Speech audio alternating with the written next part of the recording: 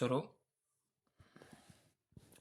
विचारण न्यायालय द्वारा प्रतिवादी गण की साक्ष्य को अधिक महत्व दिया गया है कि उक्त संपत्ति बाल किशन की नहीं थी, जबकि बचाव साक्षी संख्या एक ऐसा कथन नहीं कर सकता है क्योंकि उसका वजूद 1972 में उत्पन्न हुआ, इसलिए उसे 1958 की घटनाओं के संबंध में बयान देने का अधिकार ही नहीं है।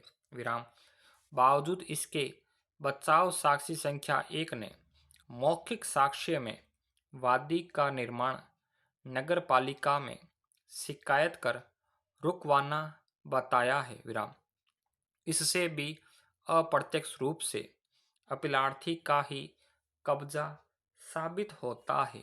विराम।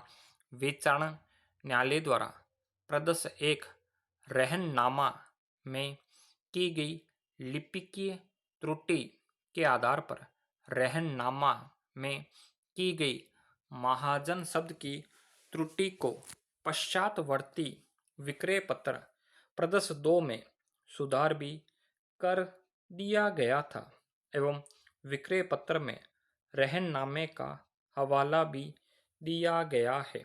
विराम। इसके अलावा विचारण न्यायालय द्वारा यह भी निर्धारित किया गया है कि प्रतिवादी के पिता द्वारा भंवरलाल से प्रदत्त A1 के माध्यम से क्रय की गई संपत्ति विवादित संपत्ति का हिस्सा नहीं है, तो ऐसी स्थिति में विवादित जायदाद को प्रतिवादीगण के स्वामित्व का हिस्सा नहीं माना जा सकता है तथा यह भी नहीं माना जा सकता है कि विवादित संपत्ति उन्हें प्रदत्त A1 विक्रय पत्र से प्राप्त हुई थी। विराम। इसके अतिरिक्त जब स्वयं किशनलाल के वारिस वादी साक्षी संख्या 4 सुभाष ने रहन के पश्चात राहिन को पुनः विक्रय से प्राप्त संपत्ति पुष्ट कर दी थी, तो अपीलार्थी का मालिकाना हक स्वतः ही साबित हो जाता है। विराम।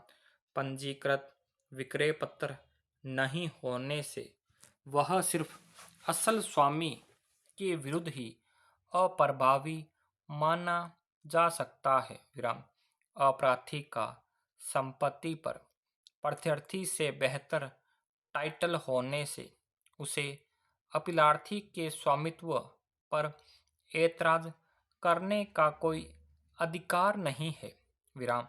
स्पष्ट है कि प्रदत्त A1 विक्रय पत्र के द्वारा विवादित संपत्ति का कब्जा प्रत्यर्थी को प्राप्त नहीं हुआ था। विराम।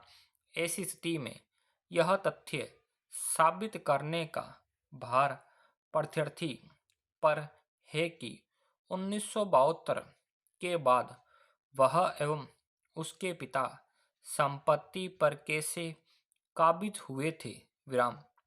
विक्रय पत्र प्रदत्त A3 में प्रत्यर्थी की संपत्ति के दक्षिण में किशनलाल का पड़ोस बताया गया है, जिससे प्रत्यर्थी के दक्षिण में अपीलार्थी की संपत्ति होना साबित होता है। विराम।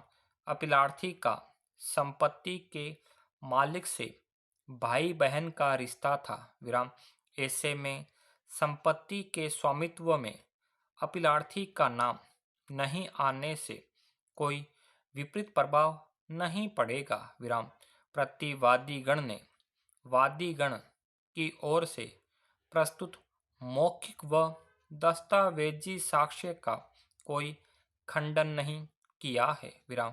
प्रत्यर्थी की ओर से जिरह में दिया गया यह तर्क की विवादित संपत्ति पर कोटड़ी व बरामदा मौजूद थे और जो अतिवृष्टि से गिर गए थे। विराम।